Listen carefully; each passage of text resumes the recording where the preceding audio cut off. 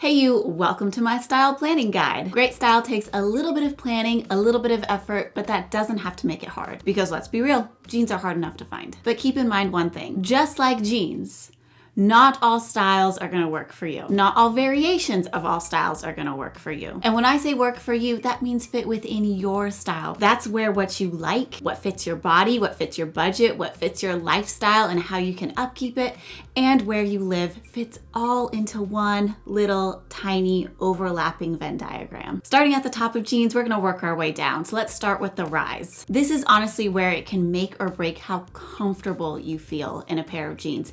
If they're too low and you don't feel like they're holding you in well enough, or if they're too high and you feel like you're drowning in them, either are not ideal. But it's important to note that what might be low on you might not be low on someone else, and conversely, something that's high on you might not be as high on someone else. So low rise, mid rise, and high rise actually have no official definitions. It matters how it looks on you. When you put it on, is it a mid rise on you or is it a high rise on you? When you put it on, do they feel like low rise jeans? I don't care what they're labeled. I've mentioned in too many videos how many times I see something labeled mid-rise that is really a high rise on me. And now maybe you're concerned about low-rise jeans coming back. I don't see the other rises going away. We're just seeing more rises being offered, which is just in general more inclusive. So you're gonna wanna measure your crotch to your belly button. I find jeans that hit just below your belly button to be a nice sweet spot for a good mid-rise. That might be a high rise on you, and that might also be a low rise on you. So take out your measuring tape. I have a second one if you need it. And measure your crotch to right where you want your sweet spot to be. Maybe yours is actually higher than your belly button. That's okay too. Just know what that measurement is. Now I could talk about rise all day long. It has to do with your vertical body shape, and that's kind of my jam. But moving on, let's talk about the leg type, because that is probably the most searched, questioned area when it comes to jeans. Do I want skinny jeans? Do I want straight leg? Do I want wide leg? Do I want flare? Do I want boot cut? There's so many options right now that I love how much options we have and that we're embracing all of them. It's not everybody's wearing skinny jeans. When deciding what leg types work for your body, there's a few things to keep in mind. Let's just talk about leg type for now. When picking a leg type, I want you to look at your Did you think I was gonna say hips? No, girlfriend. Shoulders. I want you to look at your shoulders. Because part of finding a great pair of jeans is putting them into an outfit that works with your entire vertical body. All of your proportions working together, and your shoulders are a big part of that. So when comparing your shoulders to your hips,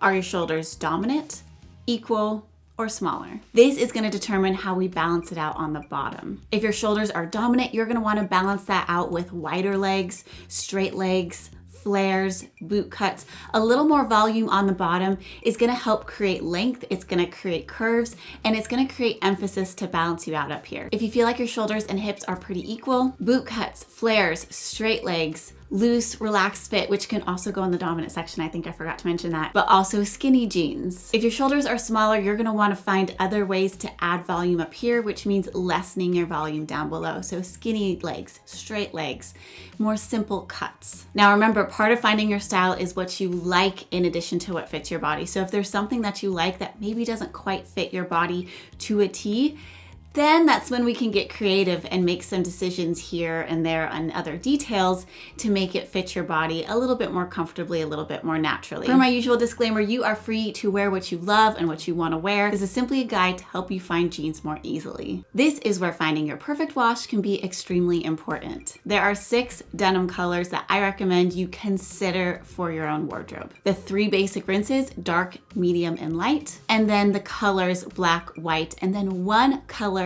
from your palette. But to me, those are the 6 colors that can really give you a lot of options with your wardrobe. Dark washes are always going to be timeless, and you're gonna get away with them better if you work in a more casual business environment. I like to think of darker washes as emphasizing the line of the leg. If you were to take a dark straight leg jean and a dark flared leg jean, you're gonna see that straight line or that curvy line if they're both in dark washes. The lighter the wash is, the more it becomes less about the line of the leg and more about the jeans themselves. With it being a lighter wash, your eye goes straight to it and you notice the jeans before you notice the legs. It draws attention to that area. So when deciding what wash you want and what leg style, if it's a leg style that is deemed a little bit easier for your shoulders and the rest of your body to pull off, either are gonna be fine. But if you think it's a little bit tougher, maybe you're gonna look even more out of balance if you choose a certain leg style, then choosing it in a darker wash is going to minimize that a little bit more and highlight the line of your legs versus making it all about the jeans. This is also the case when picking stretchy versus rigid jeans. Rigid jeans can sometimes be seen as more quality jeans,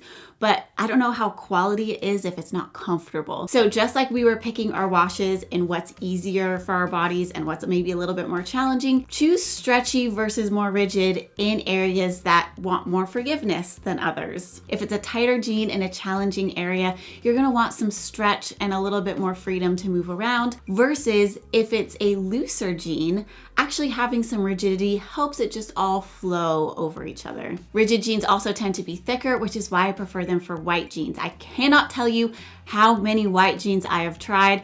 The stretchier, the more they show through. Stretch is also important to note when it comes to high rise, because if you have high rise and they're really stretchy, then they're not doing that great of a job of holding you in, which is why a lot of people really like high rise jeans. It's like we need that rigidity kind of around our hips, but then when it gets to our waist, we could really use a little bit of stretch. Before we move down to the hem, which is a really important section and can make or break the whole look, I want to talk about the pockets. Pockets are extremely important for finding your favorite pair of jeans. Everything else in the jean may be great, and you just have pockets that maybe don't fit the best, but the rest of the jean fits great.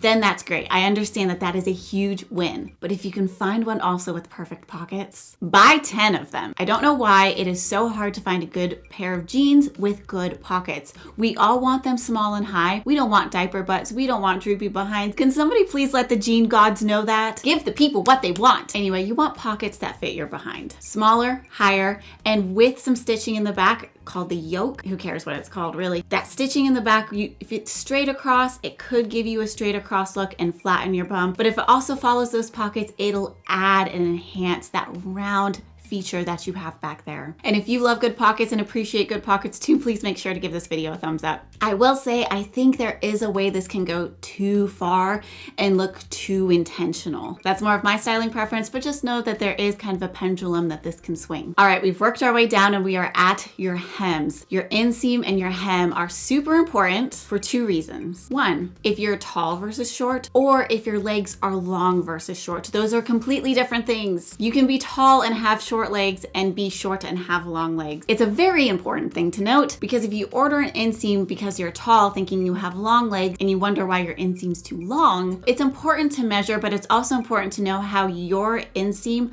compares with the rest of the world. Now, I have long legs and I prefer slightly shorter inseams on most things. It depends on the style of the leg. I don't love shorter inseams on flare legs, for example. So know what leg style you're looking at and what kind of hem do you want. Do you want a little bit more ankle, or do you want it to go more towards, the bottom of your foot? Not completely the bottom of your foot, because we're not trying to get that draggy effect that we would all get from flared jeans. Picking the right hem for the leg style you've chosen to balance out your shoulders means you also need to pick the right shoes to go with it. Because again, it's all one vertical piece. It's all one vertical proportion. You can't just have a great pair of jeans with an out of proportion look and think you're going to look proportional. So for example, let's say you have dominant shoulders and you've chosen a jean that actually is going to make your legs look smaller and not balance out your shoulders. Because again, that's an option. You just have to pick a couple details that's gonna help you still balance it out. Now, you could help balance that out with a lighter wash. That'll draw more attention to your legs, but you can also balance it out with your shoes. Choosing lighter shoes, choosing brighter shoes, picking some shoe that will balance out your shoulders if your leg style isn't fully doing it. But that also means that if you've chosen a very voluminous leg style, you're going to want a shoe that doesn't get lost in it. You don't want your feet to completely disappear from the look. And I understand that's a lot of moving parts. But don't worry, I've got you when it comes to mindful shopping, style planning, and finding the best jeans for your own style and body type. So let's continue the conversation over here.